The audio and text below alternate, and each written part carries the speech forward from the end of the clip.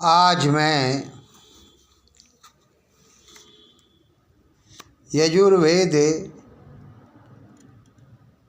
के एक मंत्र की व्याख्या कर रहा हूँ। वह मंत्र इस प्रकार है। जिह्वा में भद्रम वाङ्मयोः मनोमग्निः स्वराड्भामः मोदः प्रमोदा अंगुलीरंगानि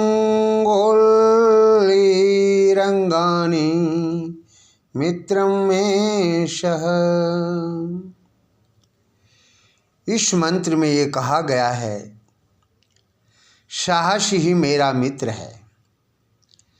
जब मनुष्य के जीवन में विपत्तियां आती है तो उन विपत्तियों को देखकर घबराना नहीं चाहिए, बल्कि उससे मुकाबला करनी चाहिए। इसमें ये कहा गया है, मैं जिह्वा भद्रम, मेरी जिह्वा भद्र है। वाक शक्ति महान है। मनः मन्युयुक्त है। भामा दीप्ति स्वराट अंग। मोदा प्रमोदः मोद प्रमोद युक्त है। साहस में मेरा मित्र है। वास्तव में यथार्थ है। साहस ही मेरे जीवन का एक मित्र है, जिससे हम आगे बढ़ जाते हैं। जहाँ हम अपने साहस को खो देते हैं, हम अपने जीवन में कुछ नहीं कर पाते हैं। इसलिए हमें विपत्तियों को देखकर कभी घबराना नहीं चाहिए। जो मनुष्य विपत्तियों को देखकर घबरा जाता है, वह जीवन में कुछ नहीं कर सकता है।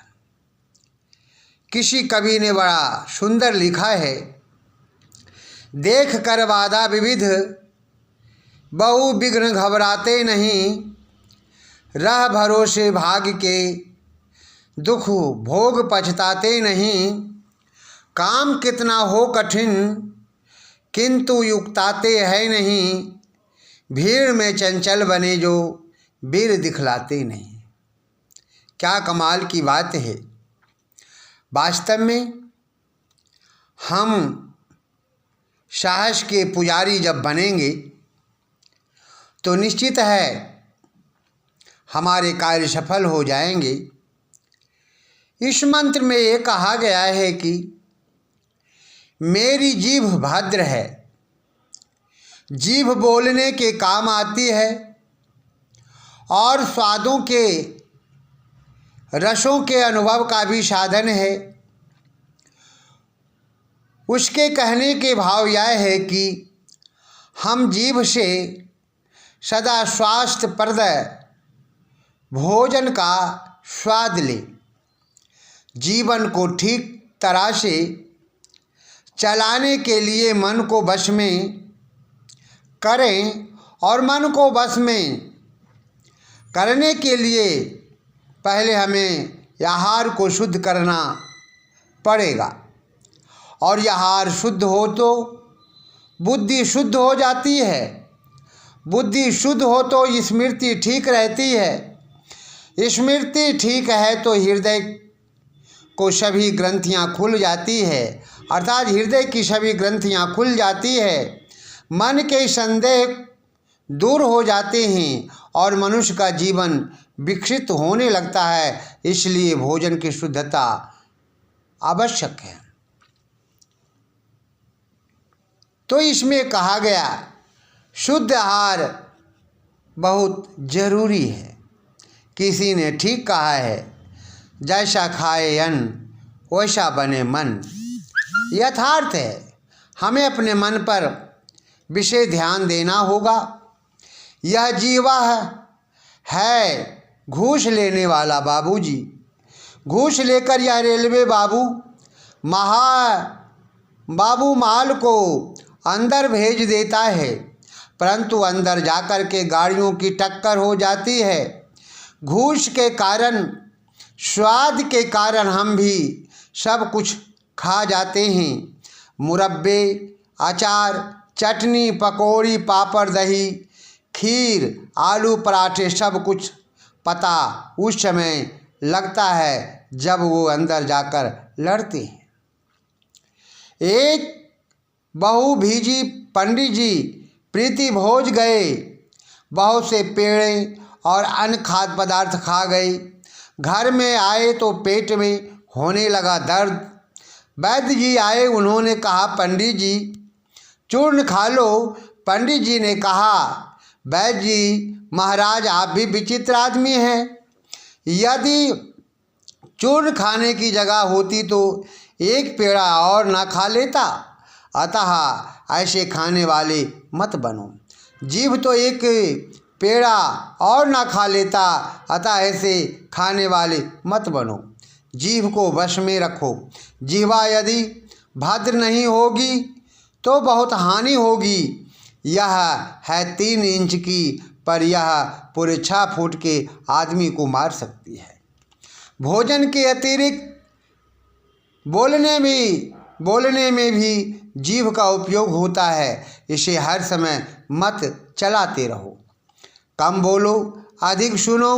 बड़ों ने कहा भी है कि कह एक जब सुना दो। खुदा ने जीभ एक दी है, कान दो।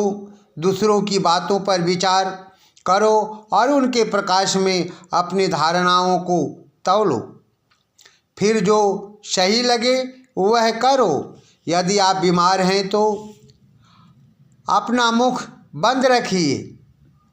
यदि आप कोई कठिन समस्या सुलझा रहे हों तो चुप रहकर उस पर विचार करिए। यदि आपको क्रोध आ रहा है तो मौन धारण कर लीजिए।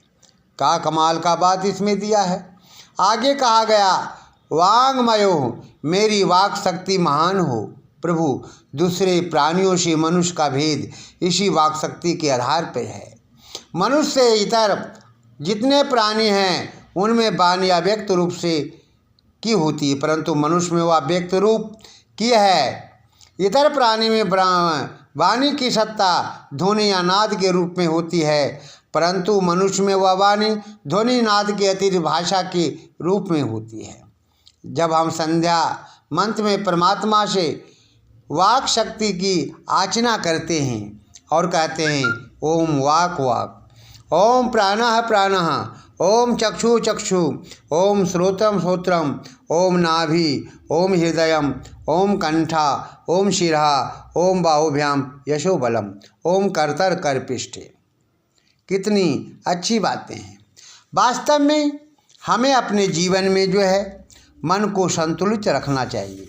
मन अत्यंत चंचल है और जब हम चंचल मन को सही रास्ते पे नहीं ले जाते हैं तो क्या होता है कि हम धोखा खा जाते हैं।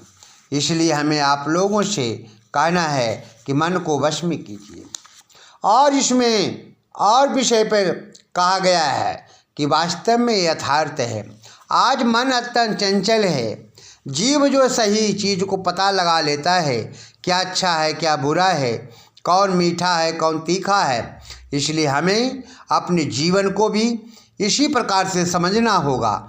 जब हम अपने जीवन को अच्छी प्रकार से समझ लेंगे, इसमें अच्छाई क्या है बुराई क्या है और हमें क्या अपनाना चाहिए, तो निश्चित है हमारा जीवन जो है पवित्र हो जाएगा। जब हम संध्या में परमपिता परमात्मा की भक्ति करने बैठते हैं तो मन नहीं लगता है, और मन ना लगने का मेन यही कारण है, मुख्य कारण है कि हम अपने जीवन को समझ नहीं पाए हैं। जो व्यक्ति अपने जीवन को समझ लेता है उसका जीवन पवित्र होता चला जाता है, और ऐसे मनुष्य जिसने अपने जीवन को समझा है वह अपने लक्ष्य की ओर बढ़ जाता है और फिर वह परमपिता परमात्मा को पा लेता है। परमात्मा ने हमें यही कहा है, ओ दुनिया के लोगों, मैं तुम्हें इसलिए भेज रहा हूँ, तुम वहाँ जा कर के संगत करो, अच्छे लोगों की संगति करोगे। जब अच्छे लोगों की संगति करोगे तो तुम्हारा जीवन पवित्र हो जाएगा। लेकिन क्या है, आज हम अपने जीवन को पवित्र करना नहीं चाहते हैं। खाना पीना सोना मौज उड़ाना, पशुओं की तरह संतान पैदा करना ही हमने अपना लक्ष्य बना लिया है।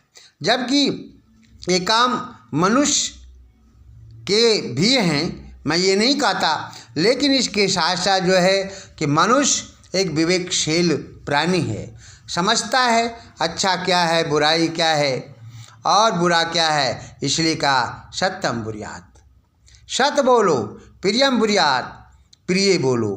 किसी कवि ने बड़ा सुंदर लिखा है, ऐसी बानी बोलिए मन का आपा खोई, औरन को शीतल करे आप हो शीतल होए। कहने का मतलब ये है कि हमें मीठी बानी बोलनी चाहिए। यदि हमारे जीवन में किसी प्रकार की कोई विपत्ति आती है और विपदा आती है तो हम उस परम पिता परमात्मा से ये प्रार्थना करें, हे ईश्वर हमारा जीवन जो है पवित्र हो, हम साहसी बनकर संसार में रहें। और निश्चित है जो व्यक्ति बाधाओं को देख करके जो है डर जाता है, वह व्यक्ति अपने जीवन में कुछ नहीं कर पाता है। जो व्यक्ति बाधाओं को अपने पैरों तले मसल देता है और आगे बढ़ जाता है, और जब आगे बढ़ जाता है तो ऐसे मनुष्य अपने लक्ष्य को प्राप्त कर लेता है। इसलिए इसमें कहा गया है कि हे परमपिता परमात्मा हमें साहसी बनाओ, और वास्तव में साहसी मेरा मंत्र है। इतना कहकर अपनी वाणी को यहीं पर विराम देता हूँ। इति ओम।